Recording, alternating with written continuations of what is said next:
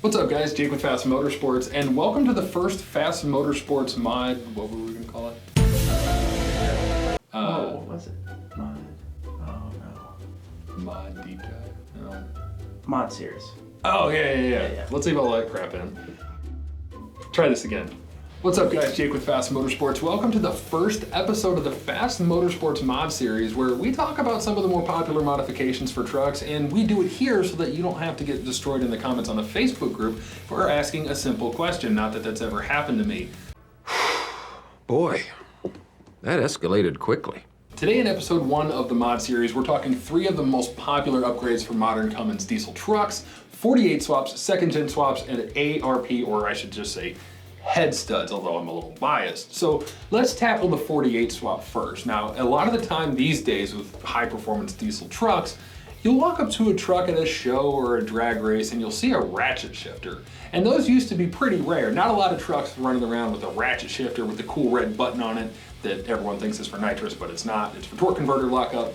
Listen again! So what makes a 48 swap and often a full manual valve body, or FMVB, so stinking popular? After all, spending $10,000 to $15,000 on a transmission is usually not something you do unless you have really good reason to do it. Costs more than the damn car. So first and foremost, one of the reasons people go to a 48 swap is the common perception or belief is that a 48 RFE can be built to a much higher level than a 68 RFE. 68 RFEs, which again were featured in 3rd, 4th, and 5th gen Cummins trucks, they can be built to hold a whole lot of horsepower. I mean, I know I have one for my truck and I hope it holds some horsepower, but at the end of the day, the common perception is a 68 will never ultimately hold what a 48 will be or will hold. So if you're going over that 1,000 horsepower mark, if you know you're going to be beating on the truck, especially if it's a late model Cummins, the common thing to do transmission-wise is to pull that 68 RFE out altogether and go to a 48 RFE, which will allow, again, a much higher ultimate power level in most cases. So that's why people 48 swap.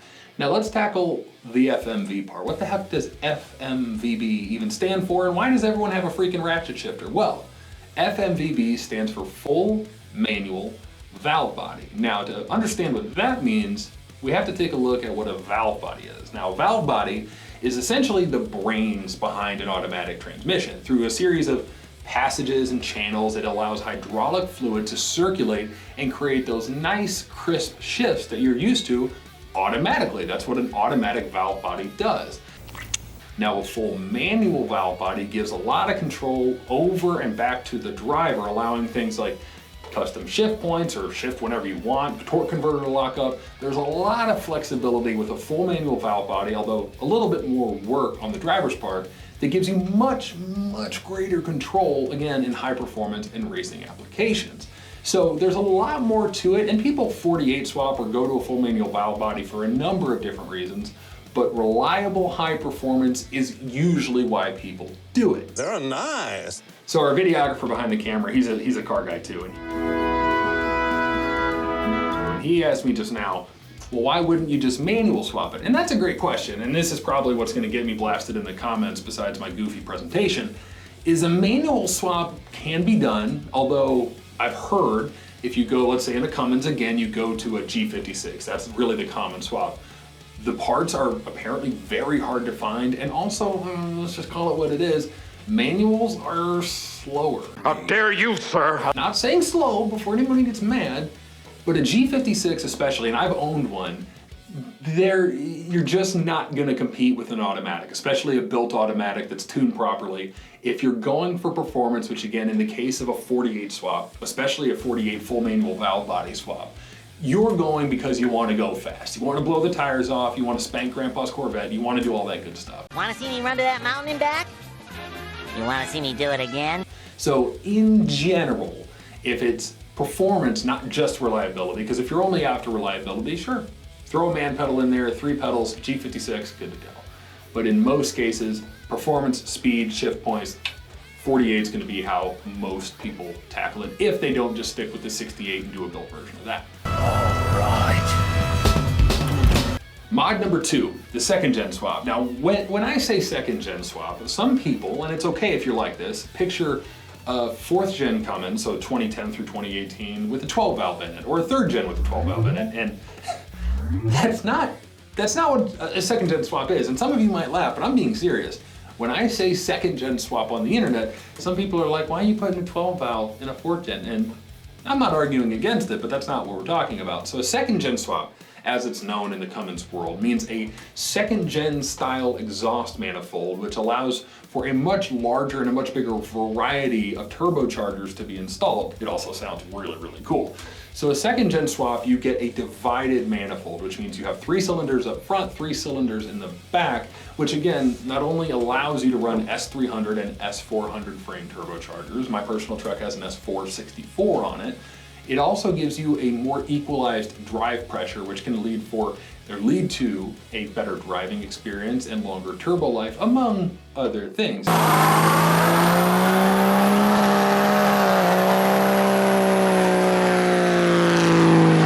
Now, these are not the only benefits of a 2nd gen swap, but they make a lot of power and they sound really, really cool. So that's basically the core of it. Last but certainly not least, let's talk about head studs. If you've never spent $1,300+ on a box of studs, today might be the day. I am never gonna financially recover from this.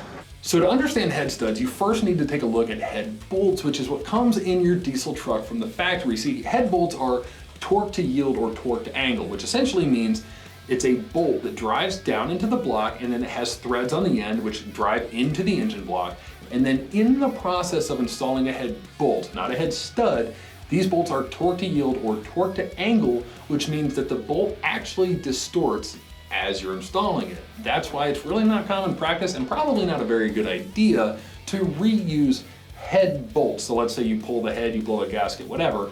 It's usually not the best idea to reuse them because again, the head bolts are designed by design to warp as you're installing them into the engine. Now by comparison, a head stud, let's take the ARP 625 for example, often considered the gold standard. This is the way. Of diesel head studs, an ARP 625 not only threads deeper into the engine block, reaching threads that the head bolt might not have ever touched, so you're getting a much more secure grip on the cylinder block between the cylinder block and the cylinder head, which is what a head stud or head bolt is designed to do, is keep those really critical pieces together under very high pressures, especially in a diesel application. A head stud not only threads deeper down into the engine block, but then the washer and nut combination threads on top of the stud, meaning you have two different threaded points, meaning that instead of, whereas with a head bolt, you're getting vertical and twisting forces applied, that's where you get that distortion of a head bolt, you're getting strictly vertical forces on a head stud, allowing for a much greater clamping force between the block and the cylinder head. That's why you can send it to the moon, often, not always. It's not possible. No, it's necessary. With head studs and not blow a gasket, not have any issues, well, at least not with your cylinder head popping off. But a head bolt, especially once you start to modify a truck, engines, tuners, 2nd gen swaps, compound turbos, big injectors, stuff like that, you often see those factory head bolts fail because they're simply not designed to cope with those cylinder pressures and that amount of heat. So that's why guys, as they start to modify and turn the truck up, tune 4 baby, Yes! Hell yeah! you see them go from a head bolt to a head stud. Now, there's also a lot to be said about the metallurgy of a head stud compared to a head bolt, and we're not gonna do a deep dive on this, but basically all you need to know is an ARP 625, a head stud, has a tensile strength of around 260,000 PSI. That's pretty freaking strong. A head bolt, a factory head bolt, usually taps out around 160 to 170,000 PSI.